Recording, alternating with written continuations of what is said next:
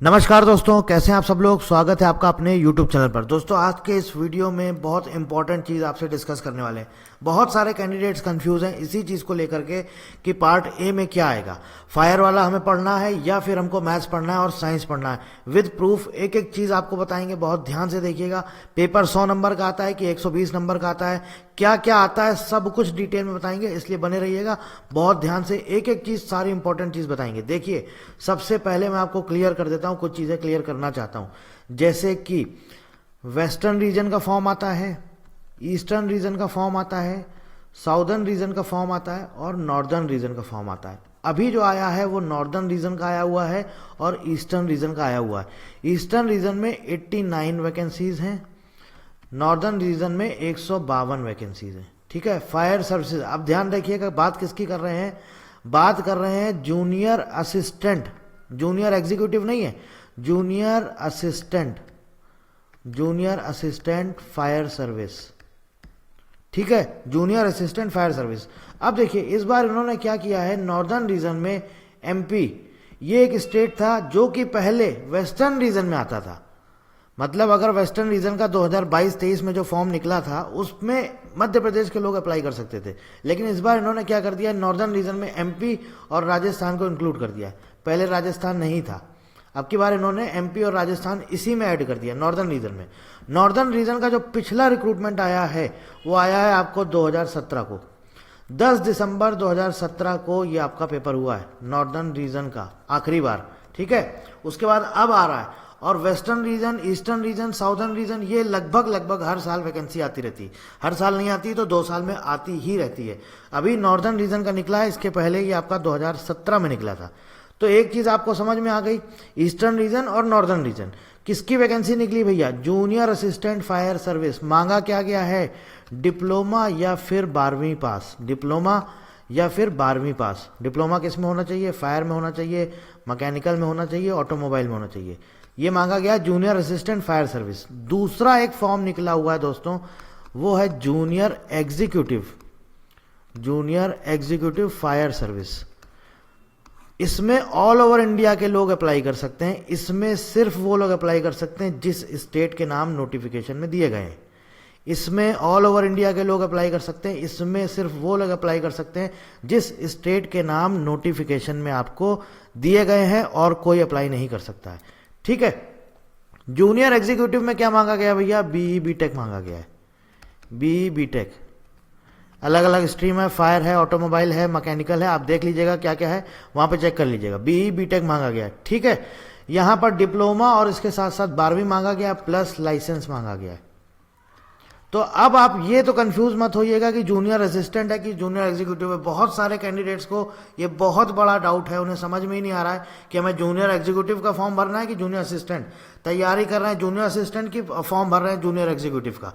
उनको पता ही नहीं है कि करना क्या है, और एग्जाम देने जा रहे हैं जूनियर असिस्टेंट का, फॉर्म भर रहे हैं जूनियर एग्जीक्यूटिव का और तैयारी कर रहे हैं जूनियर असिस्टेंट की। तो ऐसे बहुत सारे कैंडिडेट्स हैं। तो मेरे भाई कंफ्यूज मत हो, एक एक चीज आपको हम डिटेल में बताएंगे, बने रहिए। पूरा वीडियो ध्यान से देखिए, बहुत कुछ इंपॉर्टेंट इंफॉर्मेशन देंगे। ऑलरेडी दे चुके हैं इस एग्जाम की पूरी A to Z सारी जानकारी हम आपको दे चुके हैं। बस मेडिकल और फिजिकल टेस्ट के बारे में 1-2 दिन में हम आपको वो भी प्रोवाइड करा देंगे। अब आगे चलिए, आगे बढ़ने से पहले आपको कुछ चीजें दिखाते हैं। देखिए जूनियर एग्जीक्यूटिव फायर सर्विस क्या मांगा भैया, bachelors degree in engineering oblique technical in fire और मैकेनिकल और ऑटोमोबाइल, कोई एक्सपीरियंस नहीं मांगा है। जूनियर असिस्टेंट फायर सर्विस, दोनों में अंतर है, दोनों अलग अलग है मेरे भाई। ये जूनियर एग्जीक्यूटिव है, इसका सैलरी पैकेज है 13 लाख, बेसिक पे है 40,000।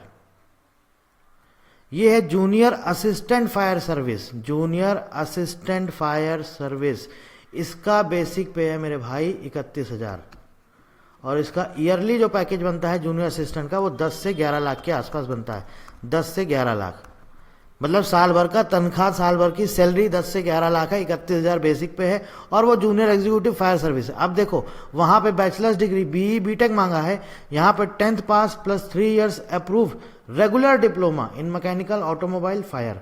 ठीक है, तो 10वीं के बाद अगर किसी ने 3 साल डिप्लोमा किया है भैया वो इसमें अप्लाई कर सकता है। लेकिन ये देखिए ध्यान से पढ़िए, ड्राइविंग लाइसेंस मांगा गया है। इसके साथ साथ 12th पास रेगुलर स्टडी, 12th पास रेगुलर स्टडी, 12वीं पास भी मांगा गया है, या 12वीं पास हो या फिर 10 के साथ 3 साल का डिप्लोमा हो। ठीक है, ड्राइविंग लाइसेंस मांगा गया, मैंने ऑलरेडी इस पर पूरा एक डिटेल्ड वीडियो आपको दे दिया, आप जा करके देख सकते हैं पूरा डिटेल में ड्राइविंग टेस्ट में क्या होता है, ड्राइविंग लाइसेंस कौन कौन से चाहिए, कौन कौन एलिजिबल है, कौन कौन नहीं, आप जा करके उस वीडियो को देख सकते हैं। ऊपर आई बटन पर आपको वो वीडियो मिल जाएगा, आप जा करके उसको देख लीजिए। Temporary license, learning license acceptable नहीं है। मैं आपको क्लियर बता देता हूं, एलएमवी का लाइसेंस 3 फरवरी 2023 के पहले का होना चाहिए। एमएमवी मीडियम व्हीकल लाइसेंस, ये आपका 3 फरवरी 2024 के पहले का होना चाहिए। और जो हैवी व्हीकल होता है इसके लिए कुछ भी ऐसा क्राइटेरिया गिवन नहीं है, आप बनवा लेंगे, आज भी बनवा लेंगे तो कोई दिक्कत नहीं, आप अप्लाई कर सकते हैं। लेकिन मीडियम व्हीकल 3 फरवरी 2024 से पुराना होना चाहिए। लाइट मोटर व्हीकल जिसमें आपका बाइक और कार वगैरह आ जाते हैं, 4 व्हीलर्स, ये आपका 3 फरवरी 2023 से पहले का होना चाहिए।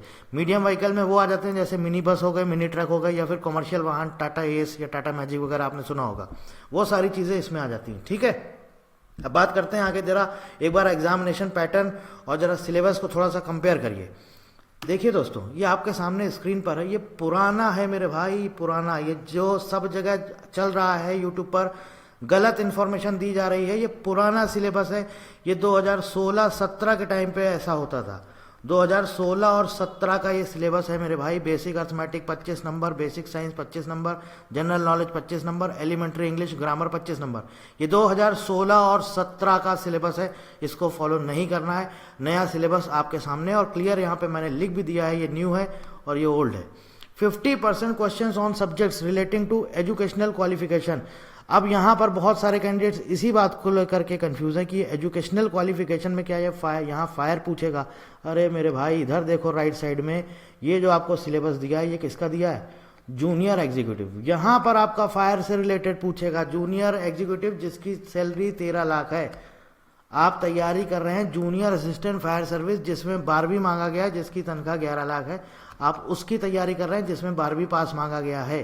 तो यहां पर मेरे भाई आपको ये कुछ भी नहीं पढ़ना, कोई फायर वाला कुछ नहीं पढ़ना है।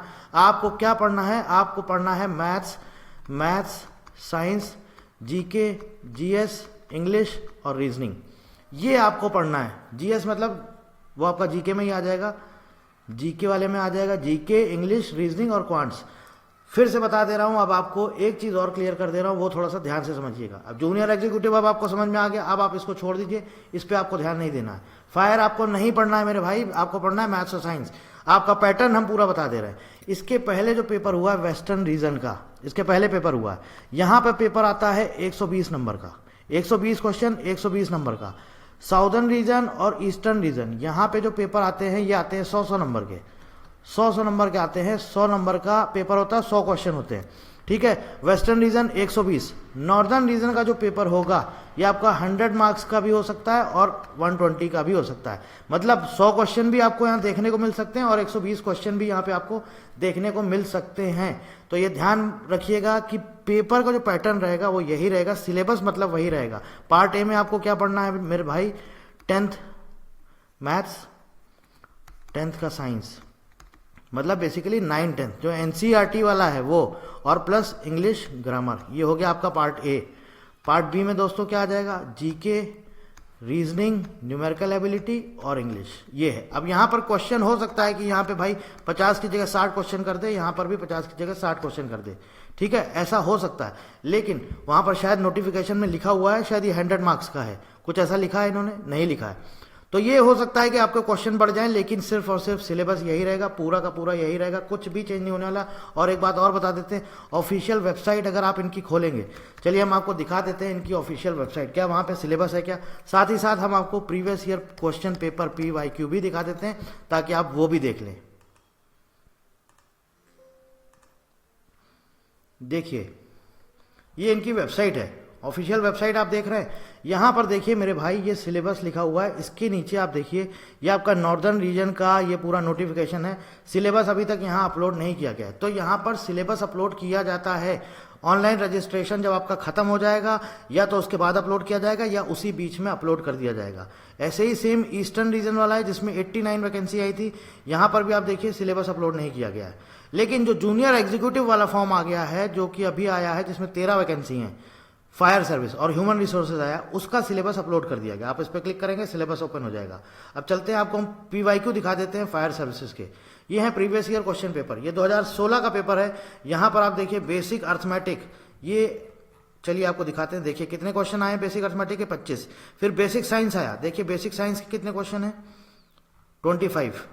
इसके बाद आ गया जीके, जीके के कितने क्वेश्चन है, 25। इसके बाद आ गया आपका इंग्लिश, कितने क्वेश्चन है, 25। ये मेरे भाई पेपर है 19 नवंबर 2016 का। तो ये 2016 का पैटर्न है, पुराना पैटर्न है, पुराना सिलेबस है। अब हम दिखाते हैं आपको 2022 का। ये 2022 का पेपर है साउदर्न रीजन का, 100 नंबर का। देखो मेरे भाई, डोमेन सेक्शन, जिसमें कि आपका 9th और 10th का मैथ्स है। आप देख सकते हैं, कहीं भी आपको अगर फायर का क्वेश्चन मिले आप हमें बता देना। ये मैथमेटिक्स चल रहा है आपका, और यहीं पर अभी आपका साइंस स्टार्ट हो जाए। ये देखिए केमिस्ट्री का क्वेश्चन है, ये आपका रेजिस्टेंस, फिजिक्स का क्वेश्चन है, आप देख सकते हैं। ठीक है, ये देखिए which of the how does the following organism reproduce, ये आपका बायोलॉजी का क्वेश्चन है। ठीक है, आइडेंटिफाई द ट्रू स्टेटमेंट, ये बायोलॉजी है। तो आप देख सकते हैं दोस्तों मेरे भाई, ये टोटल इसमें आपका मैथ्स, साइंस और इंग्लिश मिला करके, ये देखिए इंग्लिश के भी क्वेश्चन आ गए, वन वर्ड सब्सटीट्यूट, और ये आपका antonyms, synonyms, fill in the blanks, और रीडिंग कॉम्प्रिहेंशन, इंग्लिश आ गया ना। कितने क्वेश्चन है मेरे भाई टोटल, 50 पेपर है 2022 का। अब आगे आ जाइए पार्ट बी, क्लियर लिखा है मेरे भाई, general knowledge, general intelligence, general aptitude and English. इसके हैं आपके टोटल 50 क्वेश्चन। देख लीजिए, पूरा दिखा देते हैं हम आपको, नहीं तो आप कहेंगे सर आपने गलत इन्फॉर्मेशन दी है। टोटल कितने होगा यहाँ पर आप देखिए, ये लास्ट क्वेश्चन है आपका 49 और ये है आपका 50 क्वेश्चन। तो आपने देख लिया क्या आता है, 50 में आपका पूरा नॉन टेक्निकल है और 50 में आपका 9th और 10th का NCERT CBSE board maths, science और आपको इंग्लिश पढ़ना है।